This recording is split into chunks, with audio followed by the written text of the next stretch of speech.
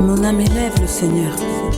Chers amis, bonsoir. Joie nouvelle de se retrouver sur les ondes de la 100.3. Il est 17h00 dans le studio de Christ Radio. Nous sommes le 8 juillet 2021 et nous continuons donc notre réflexion sur l'Épître aux Éphésiens. Et dans l'Épître aux Éphésiens, chapitre 1, je crois, je vous invite à lire et à relire Éphésiens 1 et voir la prédestination, le plan de Dieu sur l'homme et sur la femme. C'est très intéressant.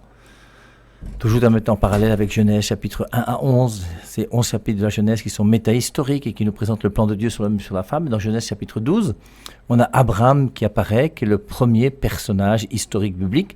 C'est pour ça que c'est lui qui est le père des croyants, non pas Adam, non pas Noé.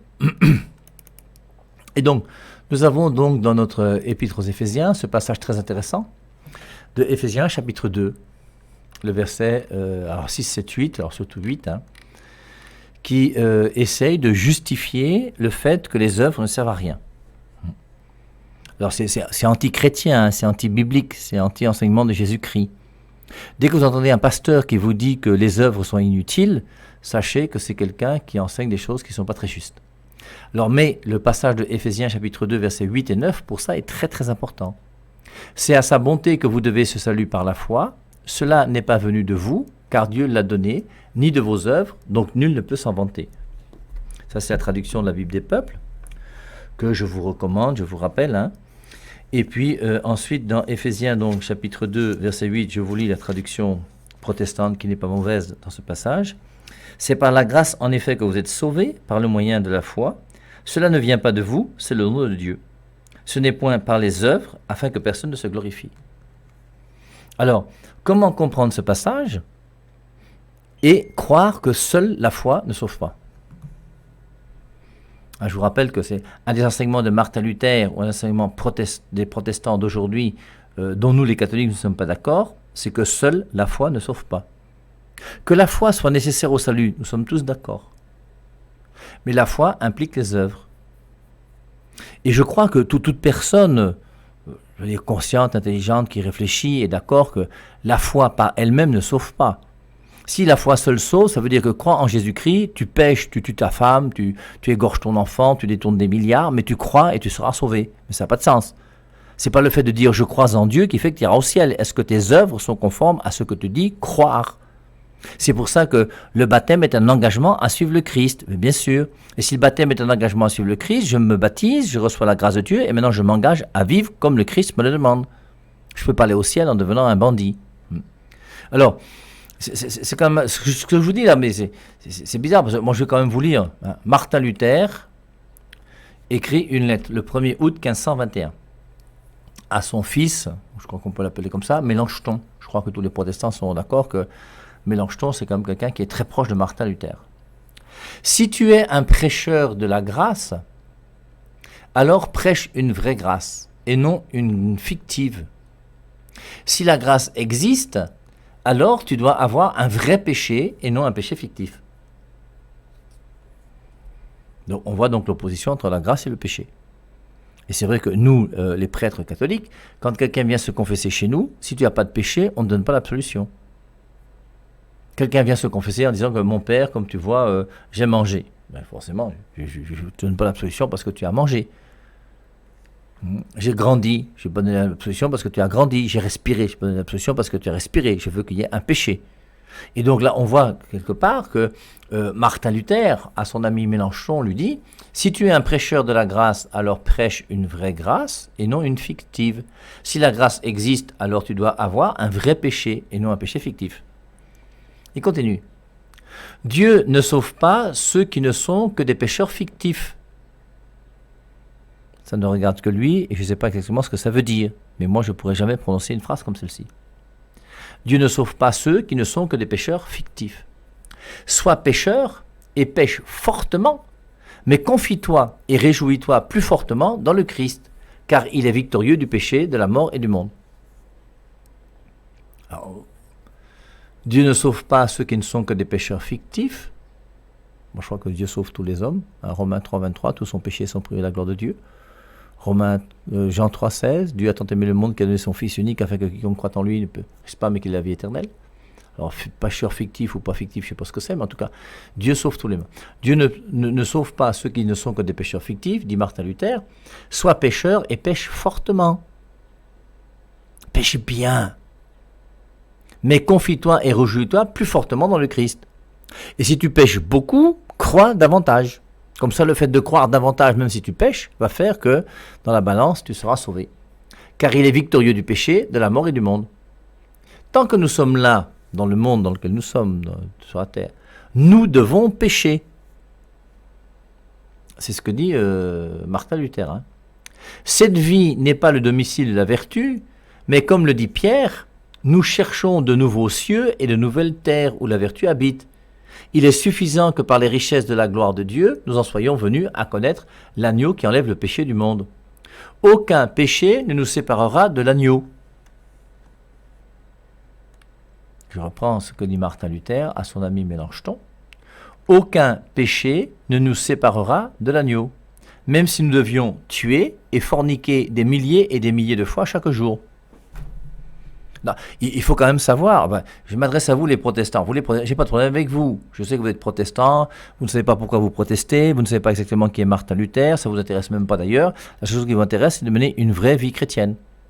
Mais cette influence quand même de Martin Luther dans l'église protestante, elle est quand même là, que vous le vouliez ou non, moi j'y peux rien. Et moi je ne me reconnais pas du tout dans ce discours de Martin Luther, qui pour moi est un boutoukou. Il faut quand même mettre les choses claires. Je suis contre le fait qu'on ait fêté il y a quelques années, en 2017, le 5e centenaire de Martin Luther. Martin Luther n'est pas un homme de l'évangile, Martin Luther n'est même pas un homme de Dieu, Martin Luther. Mais lisez sa vie, mais lisez sa vie objectivement, pas comme on vous la propose pour essayer de montrer que c'est un gars génial et formidable. Il n'est pas génial du tout, cet homme. Aucun péché ne nous sépare de l'agneau. C'est pas ce que disent les Saintes Écritures, hein. Les Saintes Écritures disent qu'il y a un blasphème contre l'Esprit Saint, Marc 3,29, que le péché contre l'Esprit Saint qui n'a pas de rémission. Dans la première épître de Jean, chapitre 5, verset 16, on parle d'un péché qui est mortel, et le péché mortel nous sépare de la grâce de Dieu. Mais voilà ce que dit Martin Luther, aucun péché ne nous séparera de l'agneau. Alors, où je suis d'accord avec lui, c'est qu'aucun péché ne nous séparera de l'agneau si nous reconnaissons notre péché. Et si c'est ce qu'il veut dire, il a raison. Même si nous devions tuer et forniquer des milliers et des milliers de fois chaque jour. C'est quand même curieux comme prédication d'un homme de Dieu qui a fondé les protestants.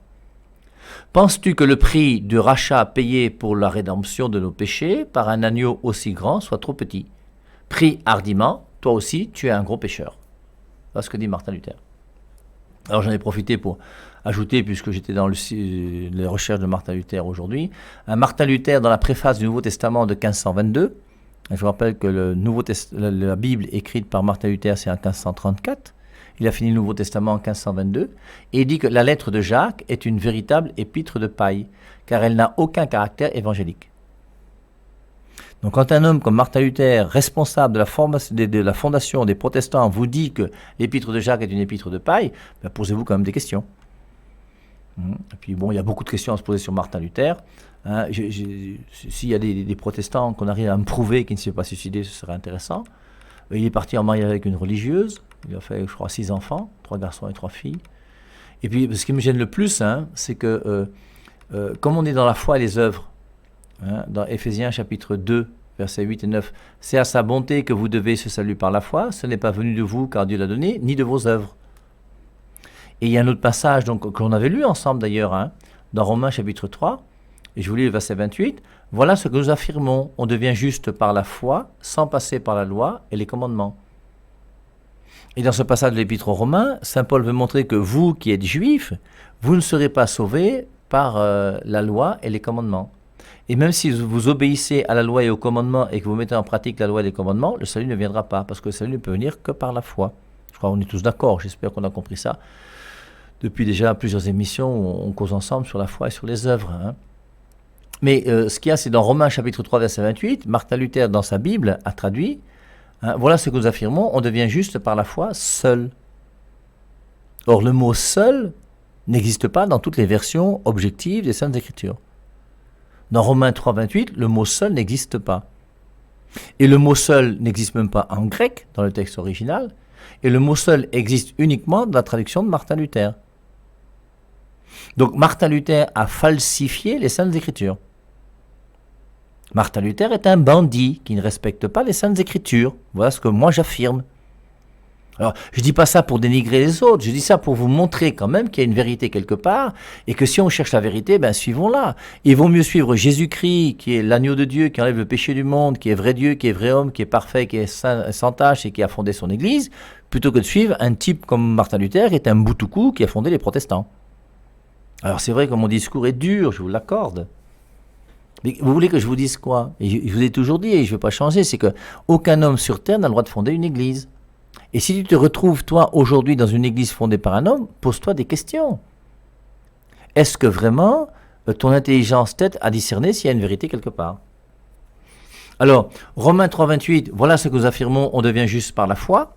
Martin Luther a jugé par la foi seul, sans passer par la loi et les commandements. Alors, voilà ce qui est écrit, et, que les protestants vérifient, hein, pasteur en tête, hein, vérifiez, n'hésitez pas. Enfin, il falsifia Romains 3, 28. Luther ajouta le mot « seul » pour faire dire à l'apôtre que nous étions sauvés par la foi seul, c'est-à-dire sans les œuvres. Ce qui n'est pas écrit dans la version originale du texte. Luther ne se défend même pas de cette falsification. Il dira par la suite « Je sais bien que cette parole seule ne se trouve pas dans le texte de saint Paul. » Cherche-t-il la vérité? Voilà la question que moi je vous pose. Mais si un papiste, alors un papiste c'est quelqu'un qui croit dans le pape, donc ce sont les catholiques, c'est nous. Donc si un papiste, comme moi par exemple, vous importune à ce sujet, dites-lui sans hésiter, le docteur Martin Luther l'a voulu ainsi et dit qu'un papiste et un âne sont la même chose. Quand on n'a plus d'arguments, on insulte les gens. Et le docteur Martin Luther est un docteur qui n'a pas d'arguments. Et n'ayant plus d'arguments, il a falsifié les Saintes Écritures, ça ne le dérange pas, mais il justifie son péché de fausse traduction de la Bible sans souci. Et ensuite, à cause de lui, les protestants vont rejeter 7 livres, ou les non-catholiques si vous voulez, vont rejeter 7 livres de la Bible à cause de Martin Luther, cet homme-là qui est complètement farfelu. Hein. Le docteur Martin Luther l'a ainsi voulu et dit qu'un papiste et un âne sont la même chose.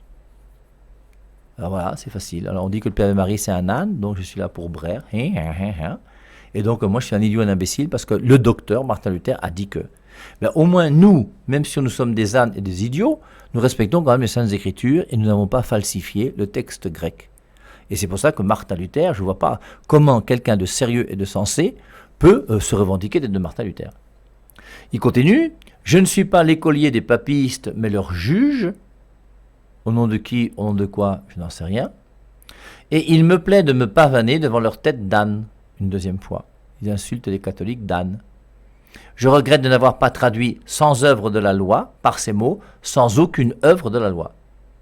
C'est le tome 3 des éditions de Iéna, à la page 141 et jusqu'à la page 144. Il ajoute ensuite, je suis fâché de n'y avoir pas encore ajouté d'autres paroles. C'est pourquoi la parole seule restera dans mon Nouveau Testament. C'est même son Nouveau Testament. Rendons gloire à Dieu pour cet homme extraordinaire qui falsifie les Écritures et qui dit que c'est mon Nouveau Testament et qui fonde une église qu'on appelle le protestantisme. Seul restera dans mon Nouveau Testament, quand bien tous les papistes en devraient perdre l'esprit de dépit. On ne perd pas l'esprit de dépit, on a pitié d'un pauvre homme comme ça qui a égaré une multitude de personnes dans le monde entier. Et c'est pour ça que moi-même, ça me gêne de vous dire ce que je vous dis aujourd'hui, mais au nom de la vérité, je n'ai pas le choix. Et je dois vous dire ce que moi j'ai fait comme étude et ce que je reconnais être la vérité. Alors maintenant, continuons à réfléchir sur la foi et les œuvres. Alors on a vu ces passages là où on parle de la foi, où on dit que les œuvres, car à sa bonté que vous devez le salut par la foi, cela n'est pas venu de vous, car Dieu l'a donné, ni de vos œuvres, et donc nul ne peut s'en vanter. Il est clair qu'aucun homme sur terre ne peut dire que le salut vient de moi. Le salut vient de Jésus-Christ et de Jésus-Christ seul. Et c'est Jésus-Christ qui donne le salut. Mais maintenant, ce salut implique notre coopération. On avait lu Jacques chapitre 2, verset 24, on ne va pas y revenir, où il dit que, si relisons, Jacques,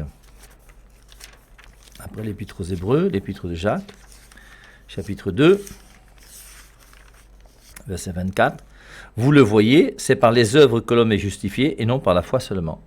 Et on comprend pourquoi Martin Luther dit que l'épître de Jacques est une épître qui n'a rien d'évangélique et que ça ne vaut rien du tout. Parce que l'épître de Jacques contredit la position doctrinale et théologique de Martin Luther. Donc vous le voyez, c'est par les œuvres que l'homme est justifié et non par la foi seulement. Alors, maintenant du côté des œuvres, vous voyez, on va arriver dans ce que nous on appelle les œuvres qui vont permettre de montrer que nous sommes des croyants et des chrétiens et des catholiques. Et dans l'Église catholique, on aura même, pour la foi d'un chrétien catholique, des commandements qui viennent même de l'Église. Nous avons dans les commandements qui viennent de Dieu, c'est Exode chapitre 20. Nous avons le 11e commandement, qui est le commandement de Jésus-Christ, c'est Jean chapitre 13, verset 34 et suivant, où Jésus-Christ dit « Je vous donne un commandement nouveau, aimez-vous les uns les autres comme je vous ai aimés. C'est à l'amour que vous aurez les uns pour les autres qu'on reconnaîtra que vous êtes mes disciples. » Et l'Église elle-même va ajouter des commandements. L'Église, je vous rappelle, quand on relit les Actes des Apôtres, c'est important de voir comment l'Église va se prendre en main. Et l'Église va faire des choses qui ne sont pas, comprenez bien ce que je veux dire, qui ne sont pas chrétiennes. Qui ne sont pas chrétiennes en ce sens ou qui n'ont pas été demandées par le Christ. Mais le Christ a laissé une autorité à l'Église, et l'Église, selon l'autorité que Dieu lui a donnée, va faire des choses qui sont forcément des choses chrétiennes. Quand Jésus-Christ dit, à Pierre par exemple, Matthieu 16, 18, « Pierre, tu es Pierre, sur cette pierre je bâtirai mon Église, et les portes de la mort ne pourront rien contre elle. » Rien ne peut attaquer l'Église du Christ qui a été fondée par Jésus-Christ et qui est bâtie sur Pierre.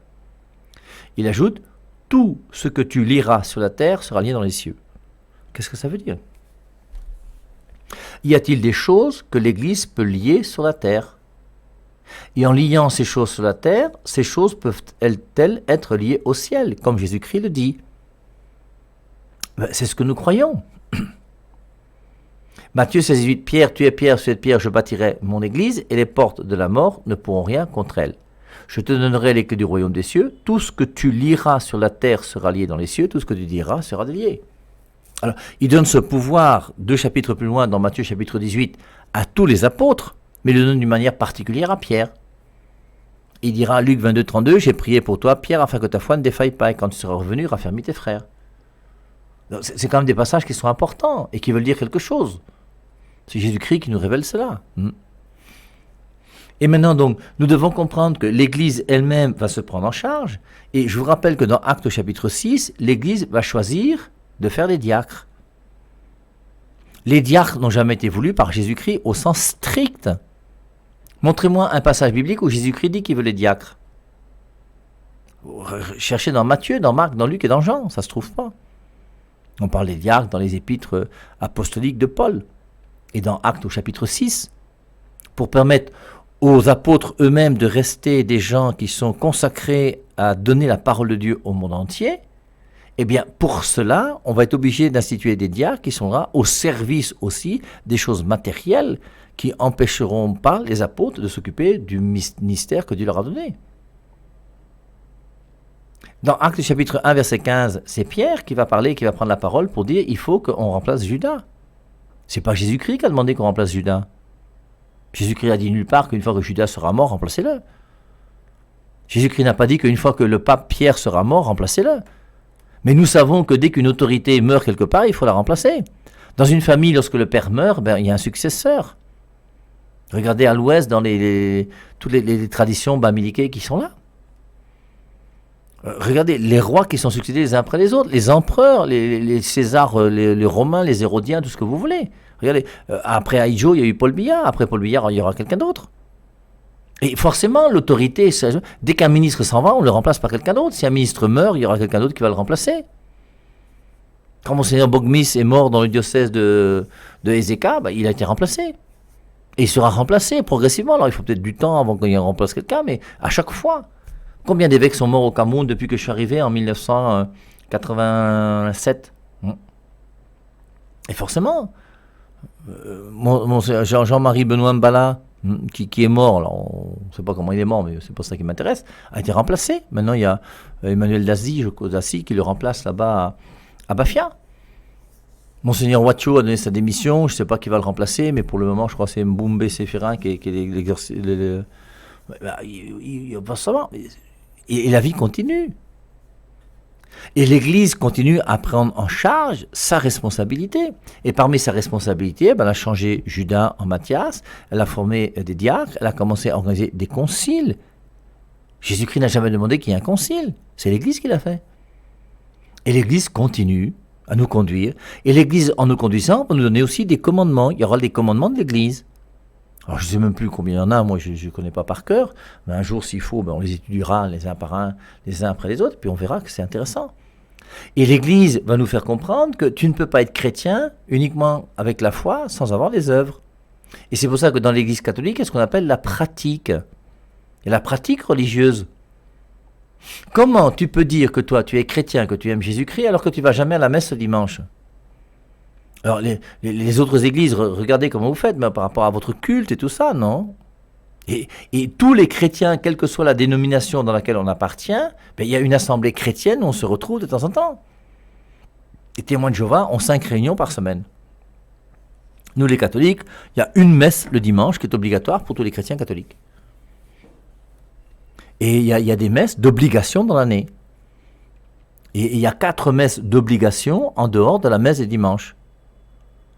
La messe du dimanche est obligatoire pour tous les chrétiens catholiques de la terre. Et ensuite, il y a 4 messes qui sont obligatoires. Noël le 25 décembre, parce que le 25 décembre ne tombe pas toujours un dimanche. Le jeudi de l'Ascension, parce que le jeudi de l'Ascension n'est pas un dimanche. Le jour de la Toussaint, je crois, et le jour de l'Assomption. Et il y a 4 messes qui sont des messes d'obligation dans l'Église catholique. C'est pour ça que lorsque le 1er novembre tombe en semaine, dans l'Église du Cameroun ici, on reporte cette fête de la Toussaint au dimanche qui suit, parce que c'est une messe d'obligation. En France, il y a même des vacances de la Toussaint. Au premier trimestre, on coupe le premier trimestre entre septembre et décembre par les vacances de la Toussaint au mois de novembre. On a une semaine de vacances où on peut se reposer un peu et c'est pour permettre aux chrétiens catholiques d'assister à la messe ce dimanche. Et donc, on voit comment l'Église va commencer à prendre en charge. Et l'Église va réfléchir et va nous montrer que tu ne peux pas être un chrétien sans avoir des œuvres. Les œuvres sont nécessaires.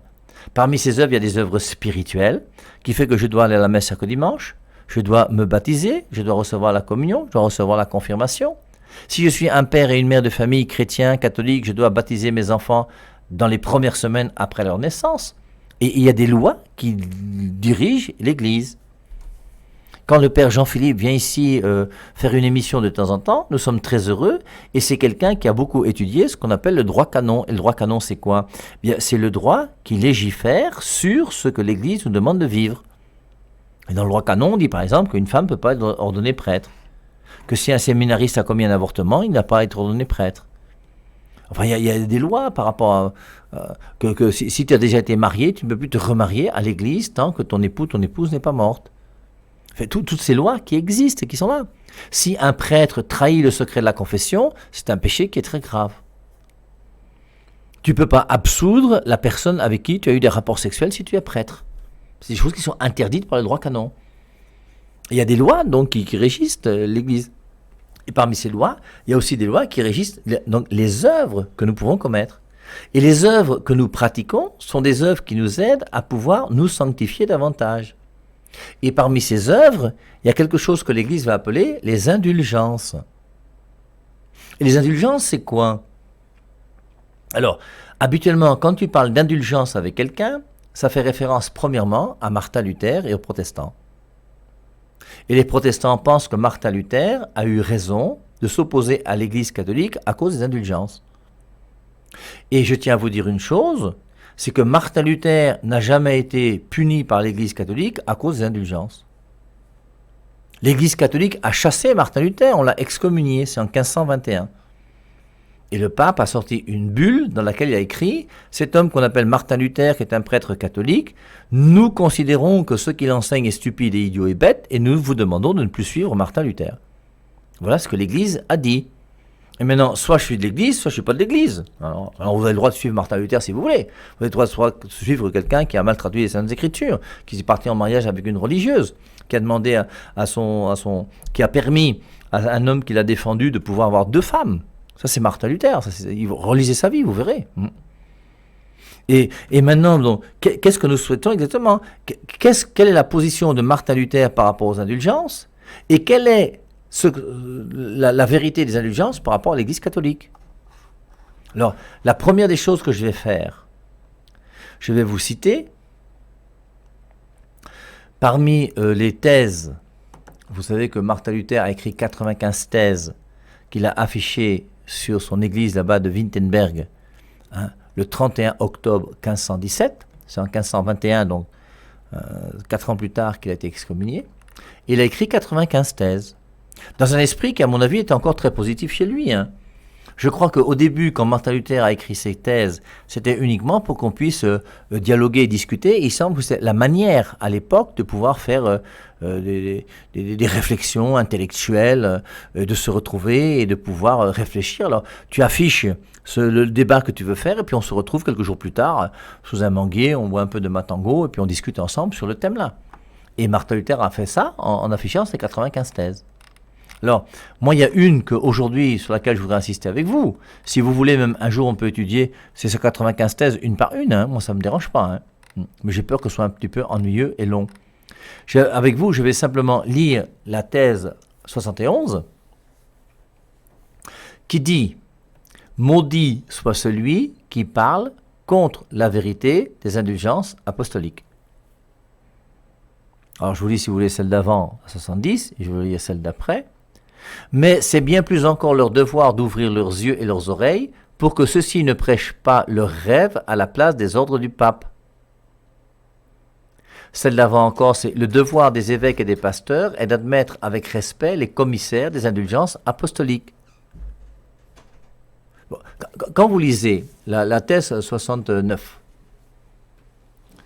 le devoir des évêques et des pasteurs est d'admettre avec respect les commissaires des indulgences apostoliques. Ça veut dire qu'il reconnaît que les indulgences apostoliques ne sont pas mauvaises. Je vous lis la thèse 70. Mais c'est bien plus encore leur devoir d'ouvrir leurs yeux et leurs oreilles pour que ceux-ci ne prêchent pas leurs rêves à la place des ordres du pape. Alors il y a des gens malheureusement qui ont prêché des autres choses que ce que le pape prêche. Et maintenant il dit au verset, dans la thèse 71, « Maudit soit celui qui parle contre la vérité des indulgences apostoliques ». Donc Martin Luther n'est pas contre la vérité des indulgences apostoliques. Ou alors expliquez-moi pourquoi la thèse 71 là, existe. Thèse 72. Mais béni soit celui qui s'inquiète de la licence et des paroles impudentes des prédicateurs d'indulgence. Il reconnaît qu'il y a des prédicateurs et des paroles impudentes des prédicateurs d'indulgence. Aujourd'hui, il y a malheureusement des prêtres pédophiles, mais c'est parce qu'il y a des prêtres pédophiles que toute l'Église est pédophile.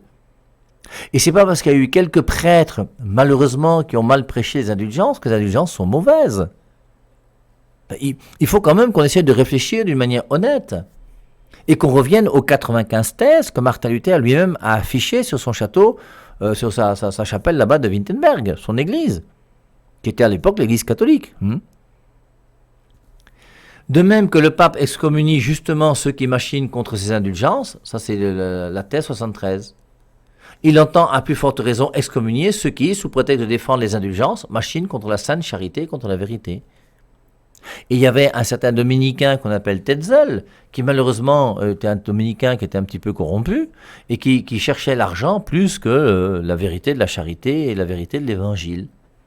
Il semble qu'il traitait avec un archevêque, avec lequel il s'était arrangé pour avoir des bénéfices, et en remettant une partie de la somme de l'argent qu'ils récoltaient, qu'ils envoyaient à Rome pour construire la basilique, mais ils avaient aussi leur pourcentage sur ça, et ça ne les dérangeait pas. Mais rappelez-vous que c'est normal que dans l'Église, il y ait des évêques qui soient véreux. Je vous rappelle que parmi les 12 apôtres, il y en a un qui s'appelle Judas. Donc si parmi 12 apôtres, il y a un qui s'appelle Judas, je me souviens moi un jour dans une église, on prêchait un petit peu sur Judas, et quand l'assemblée était là, alors je disais, j'ai commencé à compter les fidèles. J'ai dit, parmi 12 apôtres, il y en a un qui est Judas.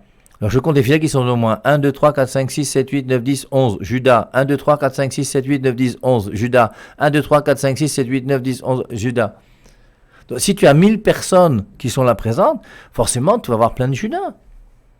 Et parmi 12 évêques, il y a plus je crois que c'est 4000 évêques dans le monde entier, non 4500 ou peut-être 5000. Forcément, si 1 sur 12 est Judas, on n'est que dans les statistiques conformes à ce que Jésus-Christ a fait lorsqu'il est venu sur la terre. Mais comprenez bien, Judas n'est pas la doctrine de Jésus-Christ. Et toi, tu n'as pas le droit de prétexter la doctrine de Judas maintenant pour dire que Jésus-Christ a menti ou que l'église de Jésus-Christ n'est pas la vraie église. Et on ne peut pas utiliser les indulgences de Martin Luther pour critiquer l'église catholique. L'église catholique, relisez, je vais relire avec vous dans quelques jours, la bulle pontificale. La bulle pontificale du pape ne dit pas que Martin Luther a été chassé de l'église à cause des indulgences. Il a été chassé de l'église parce qu'il a enseigné que seule la Bible est la parole de Dieu, ce qui est complètement faux et stupide. Il a enseigné que seule la foi sauve, ce qui est contraire à ce que ça dit Saint Jacques et aux Saintes Écritures. Bon, il a mal traduit Romains 3,28, il a ajouté un mot qui n'existe pas en grec. Quand même, au bout d'un moment, il faut quand même qu'on puisse laver le linge sale en famille et dire les choses d'une manière qui soit claire. Hein? Alors nous avons commencé un petit peu avec les indulgences. La seule chose avec laquelle je veux terminer avec vous aujourd'hui, c'est, dites-moi, qu'est-ce que c'est qu'une indulgence? Qu'est-ce qui regarde les indulgences? L'indulgence est liée à quoi? Et vous devez savoir que dans tout l'enseignement de l'Église catholique, une indulgence n'a lieu et ne peut être efficace que lorsqu'il s'agit de quelque chose qui est lié à un péché qui a été confessé à un prêtre. En dehors d'un péché confessé à un prêtre dans l'Église catholique, il n'y a pas d'indulgence. C'est pour ça, regardez la définition de ce que c'est qu'une indulgence. Et l'indulgence, on va distinguer donc dans le péché la faute et la peine, et on va commencer à comprendre pourquoi le purgatoire et pourquoi les indulgences.